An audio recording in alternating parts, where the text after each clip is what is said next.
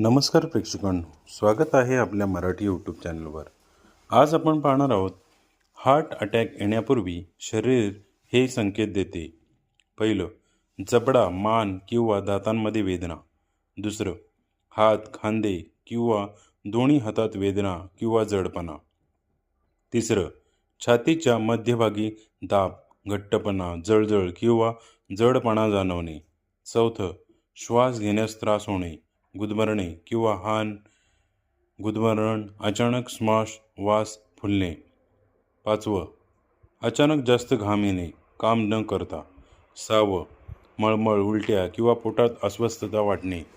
सातवं, चक्कर येणे किंवा अशक्तपणा जाणवणे।